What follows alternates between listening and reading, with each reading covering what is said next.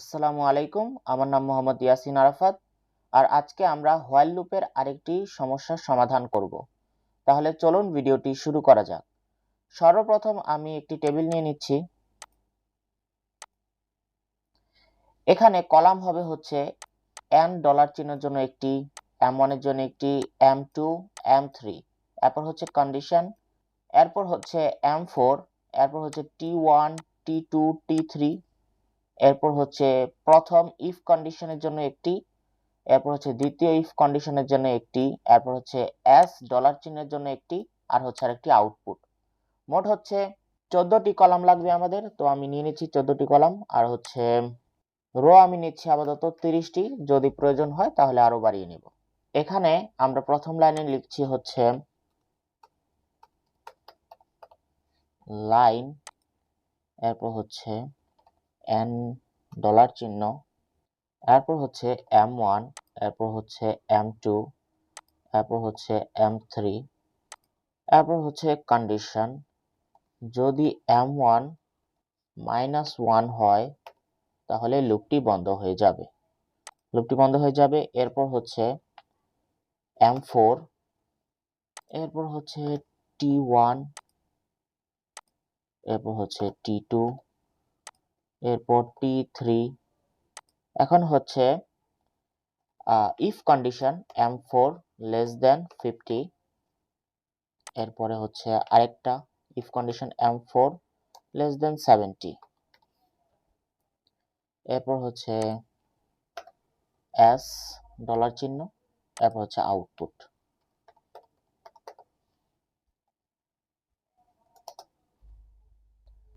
তো টেবিলটি আমাদের হয়ে গেল। তো 1 নম্বর লাইনে বলা হয়েছে read N M1, M2, M3। তো সে রিড করবে সর্বপ্রথম এই ডাটা সেটটি, এটাই সর্বপ্রথম দেওয়া রয়েছে, তাই সে এটি রিড করবে। এখানে এনে দেওয়া আছে নাদির, আমরা তাহলে 1 নম্বর লাইনে লিখে ফেলি নাদির, NADER, নাদির। M1 এ রয়েছে 60, এখানে রয়েছে 60, তো আমরা 60 লিখে দিচ্ছি 60। M2 তে রয়েছে হলো 40, লিখে দিলাম। এরপর হচ্ছে M3 47। এরপর হচ্ছে 2 নম্বর লাইন হচ্ছে কন্ডিশন চেক করবে M1 কি -1 এর সমান না সমান নয়। তো 2 নম্বর লাইন হচ্ছে কন্ডিশন। M1 আমরা কত পেয়েছি? M1 পেয়েছি হচ্ছে আমরা 60, তো এখানে 60 লিখে দিলাম। তো কন্ডিশন কি ইয়েস হবে না নো হবে? কন্ডিশন ইয়েস হবে। আর ইয়েস হবে কারণ হচ্ছে 60 -1 এর সমান 9, আর এই চিহ্নটার মানে হচ্ছে ইকুয়াল নট, মানে সমান নয়। এরপর আমরা 3 নম্বর লাইনে চলে যাব। 3 নম্বর লাইনে বলা হয়েছে M4 M1 + M2 + M3 ভাগ 3, তার মানে 3টি যোগ করে 3 দিয়ে ভাগ দিতে বলছে। তো আমরা এখানে দিয়ে দিই 60, 40 আর 47 যোগ দিয়ে যদি আমরা 3 দিয়ে ভাগ দেই তাহলে হচ্ছে 49। এরপর হচ্ছে 4 নম্বর লাইন। 4 নম্বর লাইনে বলা হয়েছে T1 T1 + M1। এখানে T1 বলতে বোঝানো হয়েছে এই কলামটাকে, এটাকে 60, 70, 80। এরপর হচ্ছে T2 এর ক্ষেত্রে হবে হচ্ছে 40, 50, 73। T3 এর ক্ষেত্রে হবে হচ্ছে 47, 60 আর 60। এগুলো হচ্ছে টি। তো আমরা এখানে লিখে ফেলি T1 এখানে কত দেওয়া রয়েছে? T1 হচ্ছে 60। T1 60 কিভাবে? T1 হচ্ছে T1 T1 + M1। আমরা কি এর আগে T1 পেয়েছি? আমরা তো T1 পাইনি, তার মানে এখানে কত বসবে? এখানে বসবে হচ্ছে 0। তো 0 + M1 এ আমরা কত পেয়েছি? M1 এ পেয়েছি আমরা হচ্ছে 60, এই যে এখানে 60 রয়েছে, আমরা 60 পেয়েছি। তো 0 + 60 = 60। তো আমরা এখানে 60 লিখে দিই। এরপর হচ্ছে 5 নম্বর লাইন। 5 নম্বর লাইনে বলা হয়েছে T2 T2 + M2। এখানে আমরা কি T2 এর মান পেয়েছি কোথাও? আমরা T2 এর মান পাইনি, তার মানে এখানে কত? এটা হচ্ছে 0। আর M2 এর মান আমরা কত পেয়েছি? M2 এর মান আমরা পেয়েছি 40, তো আমরা এখানে 40 লিখে দিলাম। তো এখন হচ্ছে 6 নম্বর লাইন। 6 নম্বর লাইনে রয়েছে T3 is equal to T3 plus M3। তো আগের নিয়মই আমরা T3 কোনো কিছু পাইনি আগেও, তাই M3 plus 0 is equal to M3। M3 তে কত রয়েছে হচ্ছে 47। তো আমরা এখানে 47 লিখে দিলাম। এরপর হচ্ছে 7 নম্বর লাইন। 7 নম্বর লাইনে বলা হয়েছে if M4 less than 50। এটা হচ্ছে একটি কন্ডিশন, ইফ কন্ডিশন বলা হয়। এখন এই কন্ডিশনটা চেক করবে। তো কন্ডিশনটা কোথায়? কন্ডিশনটা হচ্ছে এখানে। M4 এর মান কি 50 থেকে কম না বেশি? আমরা M4 এর মান কত পেয়েছি? M4 এর মান আমরা পেয়েছি হচ্ছে 49। তো আমরা 49 এখানে লিখে দিই, লিখলেও হয় না লিখলেও হয়। এটা কি ট্রু হবে না ফলস হবে? এটা হচ্ছে M4 এর মান 50 থেকে কম, তো সত্য। M4 এর মান 50 থেকে অবশ্যই কম, তো ইয়েস, কন্ডিশন ট্রু। এরপর কন্ডিশন যেহেতু ট্রু হয়েছে, এখানে বলা হয়েছে ইফ M4 লেস দেন 50 হলে আপনি s is equal to fail print করে দিন। তো 8 নম্বর লাইনে কি বললো? যে বললো হচ্ছে ফেল প্রিন্ট করতে, fail fail। এরপর যেহেতু সে এখানে s এর রেজাল্ট পেয়ে গেছে, সেই কারণে সে আর ইলস ইফে ঢুকবে না, সরাসরি সে চলে আসবে একদম 15 নম্বর লাইনে, কারণ এতটুকু হচ্ছে সম্পূর্ণ ইলস ইফের কন্ডিশনের ভিতর। এই পুরোটা হচ্ছে ইফ কন্ডিশন, আর ইফ কন্ডিশনের ভিতর হচ্ছে এটা হচ্ছে এলস ইফ। তো 15 নম্বর লাইনে চলে আসবে সরাসরি। তো 15 নম্বর লাইনে আসলে 15 নম্বর লাইনে কি লেখা রয়েছে? প্রিন্ট n ডলার চিহ্ন M4 আর s ডলার চিহ্ন। তাহলে সে প্রিন্ট করবে কি কি? n ডলার চিহ্নতে কি লেখা রয়েছে? n ডলার চিহ্নতে রয়েছে হলো নাদির। এই যে দেখুন এখানে নাদির লেখা রয়েছে। এরপর হচ্ছে M4 এর মান কত আমরা পেয়েছি? 49। এরপর হচ্ছে s কি? s হচ্ছে ফেল। এটি হচ্ছে প্রথমটির সমাধান। এরপর হচ্ছে সে 16 নম্বর লাইনে চলে আসবে। 16 নম্বর লাইনে লেখা রয়েছে রিড n ডলার চিহ্ন M1 M2 M3। এখানে সে রিড করবে হচ্ছে দ্বিতীয় নাম্বার ডাটা সেটটি। তো এখানে কি রয়েছে? আমিরা। তো আমরা লিখে দেই আমিরা। সে কত পেয়েছে? সে পেয়েছে হচ্ছে M1 এ হচ্ছে 70, M2 তে হচ্ছে 50 আর M3 তে হচ্ছে 60। আমরা লিখে দিলাম। এরপর হচ্ছে ওয়েন্ড। আর আমরা আগেও জেনেছি ওয়েন্ডের কাজ হচ্ছে হোয়াইলের কাছে পাঠিয়ে দেওয়া। হোয়াইল হচ্ছে উপরে, হোয়াইলের কাছে পাঠিয়ে দেওয়া। তাহলে এখানেও সেম, সে হোয়াইলের কাছে পাঠিয়ে দিবে। 16 নম্বর লাইন থেকে সরাসরি চলে যাবে 2 নম্বর লাইনে। সেখানে রয়েছে হচ্ছে সে কন্ডিশন চেক করবে যে M1 এর মান -1 এর সমান কি সমান নয়। তো আমরা M1 কত পেয়েছি? M1 পেয়েছি আমরা 70। তো আমরা এখানে 70 লিখে দিলাম। তাহলে কন্ডিশনটা কি হবে? কন্ডিশনটা হবে ইয়েস, 70 -1 এর সমান নয়। এখন হচ্ছে 3 নম্বর লাইন। 3 নম্বর লাইনে সে যোগ করে 3 দিয়ে ভাগ দিবে। তো 70, 50 আর 60 যোগ দিয়ে 3 দিয়ে ভাগ দিলে কত হয়? হয় হচ্ছে 60। এখন হচ্ছে লাইন নম্বর 4 হচ্ছে T1 is equal to T1 plus M1। এখানে হচ্ছে T1 is equal to T1 plus M1। আমরা কি আগে T1 পেয়েছি? হ্যাঁ, আমরা আগে T1 পেয়েছি। এই যে এখানে T1 এর মান হচ্ছে 60, আর এখানে হচ্ছে T1 এর মান 60, আর এখানে হচ্ছে M1 এর মান হচ্ছে 70। তাহলে 60 আর 70 যদি আমরা যোগ দেই তাহলে আমরা কত পাই? আমরা পাই হচ্ছে 130। তো আমরা লিখে দিলাম 130। এরপর হচ্ছে 5 নম্বর লাইন, একই নিয়ম, T2 is equal to T2 plus M2। তাহলে আমরা এখানে T2 লিখব। T2 আমরা প্রথমে কত পেয়েছি? আমরা পেয়েছিলাম 40। তো 40 আর 50 যোগ দিলে কত হয়? 40 আর 50 যোগ দিলে হয় হচ্ছে 90। তো আমরা এখানে 90 লিখে দিলাম। এরপর হচ্ছে 6 নম্বর লাইন। 6 নম্বর লাইনে রয়েছে T3 is equal to T3 plus M3। তাহলে এখানে আমরা T3 মান আগে কত পেয়েছি সেটা আমাদের দেখতে হবে। সেটা হচ্ছে আমরা পেয়েছিলাম 47। 47 আর 60 যোগ দিলে কত হয়? 107। তো আমরা 107 লিখে দিলাম। এরপর হচ্ছে 7 নম্বর লাইন। এখানে সে কন্ডিশন চেক করবে। এখানে রয়েছে কন্ডিশন, ইফ কন্ডিশন। তাহলে ইফ কন্ডিশনে M4 কি 50 থেকে ছোট না বড় সে এটা চেক করবে। তো আমরা M4 কত পেয়েছি? M4 পেয়েছি হচ্ছে আমরা 60। তো আমরা 60 এখানে লিখে দিলাম। লিখলেও হয় না লিখলেও হয়। আমরা এখানে সরাসরি কন্ডিশনে চলে আসলাম যে কন্ডিশনটা হচ্ছে নো হবে, কারণ 60 50 থেকে ছোট নয়। সত্যি যে 60 50 থেকে ছোট নয়, তাহলে এটা নো হবে। তো আমরা এখানে নো লিখে দিই। এরপর সে চলে আসবে হচ্ছে 9 নম্বর লাইনে। যেহেতু সে 7 নম্বর লাইনে কোনো অ্যান্সার পায়নি, তার কন্ডিশনটা মিলেনি, তাই সে দ্বিতীয় কন্ডিশনে চলে আসবে ইলস ইফ এর কাছে। তো ইলস ইফ আছে কত লাইনে? 9 নম্বর লাইনে। তো আমরা এখানে 9 লিখে দিই আর হচ্ছে এই কন্ডিশনে চলে আসি। তো 60 কি 70 থেকে ছোট? হ্যাঁ, 60 70 থেকে ছোট, তো ইয়েস হবে। Condition true. কন্ডিশন ট্রু হলে সে কি করবে? 10 নম্বর লাইন, সে 5 প্রিন্ট করে দিবে। তো আমরা সেখানে 5 লিখে দিই, 5।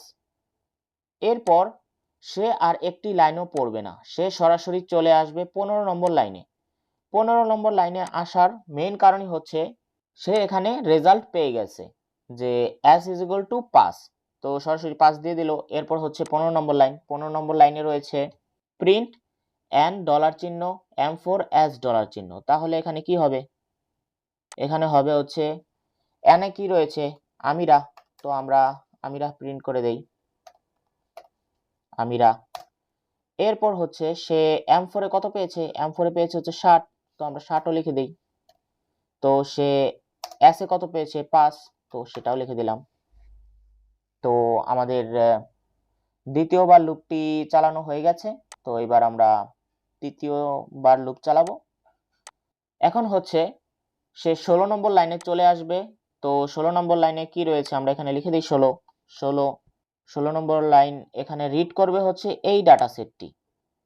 তো আমরা এখানে লিখে ফেলি,